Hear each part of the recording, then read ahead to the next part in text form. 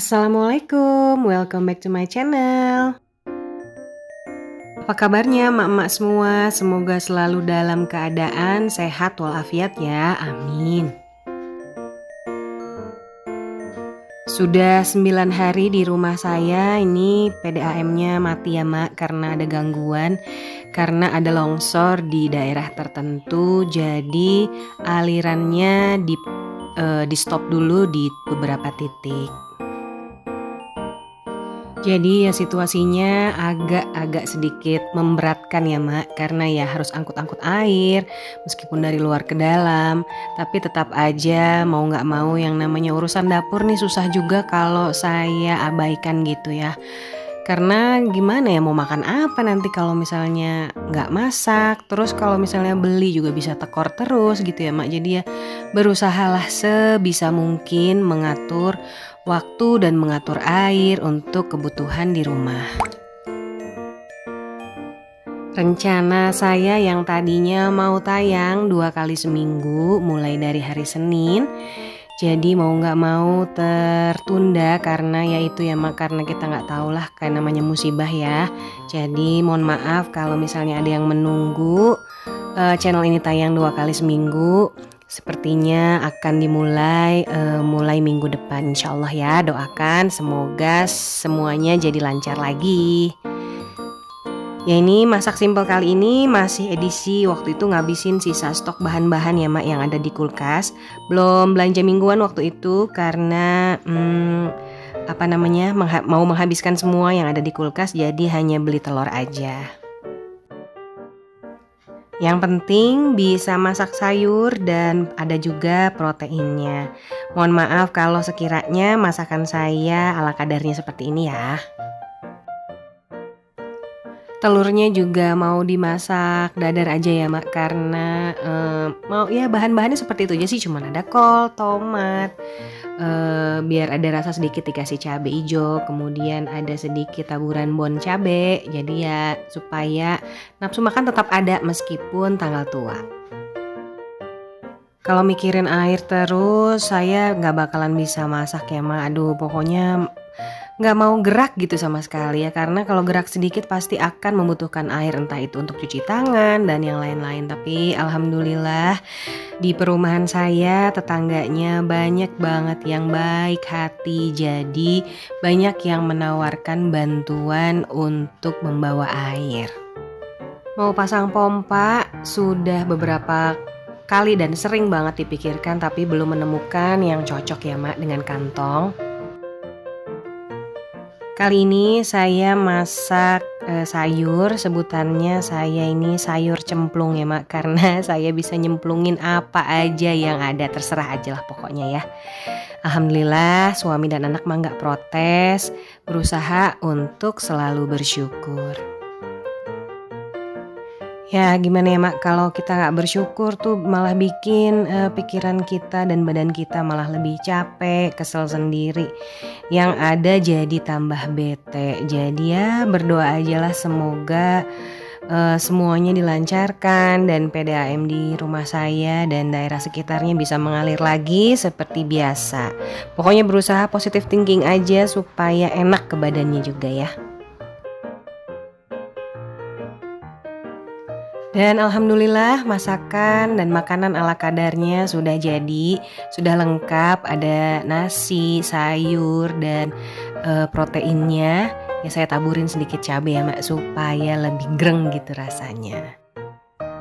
Sebelum saya lanjut membahas tentang cara mengatur gajinya, jangan lupa untuk kasih like, komen, dan subscribe sebanyak-banyaknya supaya saya lebih semangat lagi memberikan sajian video-video yang bermanfaat untuk semuanya. Terima kasih.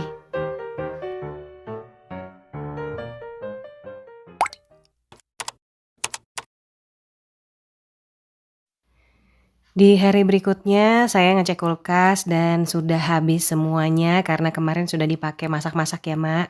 Jadi rencananya saya akan belanja seadanya untuk mengisi kulkas belanja mingguan. Alhamdulillah diberi kesempatan untuk belanja mingguan lagi agar semuanya bisa diatur dengan baik karena urusan dapur juga termasuk pengaturan budget setiap bulannya ya Mak. Setiap rumah tangga memiliki kebutuhan dapur yang berbeda-beda ya. Jadi mau ada yang belanja mingguan, ada juga yang cuma bisa belanja harian, itu tidak apa-apa karena semuanya benar-benar tergantung dari kebutuhan masing-masing. Di episode lalu saya sudah membahas tentang cara mengatur gaji 1 juta. Episode kali ini akan saya bahas cara mengatur gaji 1,5 juta. Sebenarnya pada dasarnya sama aja ya Mak, cara mengaturnya cuma beda nominalnya aja sih. Tapi barangkali mak-mak yang mau kepengen contoh jelasnya bisa disimak terus ya sampai tuntas. Gaji 1,5 juta per bulan artinya pemasukan per hari kita adalah 50.000. Berikut saya kasih contoh alokasinya untuk kebutuhan hidup sebulan. Ada kebutuhan pokok 750.000, cicilan 450.000, tabungan dan dana darurat 300.000. Kebutuhan pokok dipecah menjadi 2, ada uang untuk tempat tinggal 350.000 dan ada untuk uang makan 400.000. Uang makan ini dibagi 2 juga, ada uang beras 90 sampai 100.000 per bulan, artinya 3.000 per hari. Dan yang satu lagi uang makan untuk lauk itu sebesar 300.000, artinya 10.000 per hari. Jadi untuk gaji 1,5 juta rupiah, alokasi maksimal makan kita adalah 13.000. Menu 13.000 per hari itu ya kita sesuaikan aja ya Mak dengan stok yang bisa kita beli. Kita harus pintar-pintar pilih-pilih bahan yang tahan lama dan murah. Uang cicilan yang 450.000 bisa kita belikan untuk kebutuhan lain seperti peralatan makan, elektronik, kendaraan, dan lain-lain ya. Dan tabungan serta dana darurat yang 300.000 bisa kita gunakan untuk kesehatan, kebutuhan mendesak, untuk bensin, atau apapun kebutuhan emak-emak yang lainnya. Alhamdulillah food prepnya sudah selesai dan total belanja kali ini adalah 200.000. Saya gunakan untuk 1 minggu ke depan, amin insyaallah ya. Gimana dengan alokasi 1,5 juta? Ya kira-kira Mama bisa ngebayangin ya apa aja keperluan kita nanti untuk 1 bulan ke depan. Yang penting apapun harus diatur. Dan untuk gaji 2 juta artinya pemasukan per hari kita adalah 66.000. Contoh alokasinya itu ada kebutuhan pokok 1 juta, cicilan 600.000, tabungan dan dana daruratnya 400.000. Kebutuhan pokoknya dibagi 2 juga seperti tadi, ada uang tempat tinggal, ini kalau misalnya rumah kita ini masih ngontrak atau masih ngekos gitu ya. Dan 500.000-nya lagi untuk uang makan. Nominal ini juga bisa divariasikan atau dibikin fleksibel gitu ya menjadi 400 dan 600. Uang makan itu dibagi 2 juga, ada uang beras dan uang lauk. Uang berasnya jadi 100.000 per bulan, artinya 3.000 per hari. Dan uang lauknya 400.000 per bulan, artinya 13.000 per hari. Bisa juga belanja mingguan 2 kali sebulan sebesar 200.000 per belanja untuk bahan makanan. Cicilan dan tabungan dana daruratnya sebesar 600.000 dan 400.000. Kebutuhannya bisa dialokasikan seperti contoh yang tadi ya.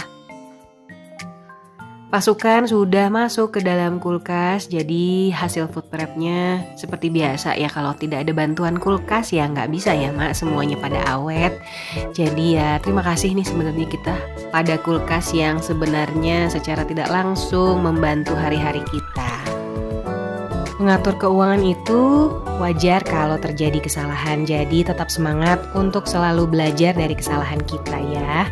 Sampai sini dulu video saya kali ini ya Mak. Terima kasih udah nonton. Jangan lupa untuk kasih like, komen, dan subscribe. Sampai ketemu lagi di video saya selanjutnya. Wassalamualaikum. Bye-bye Mak.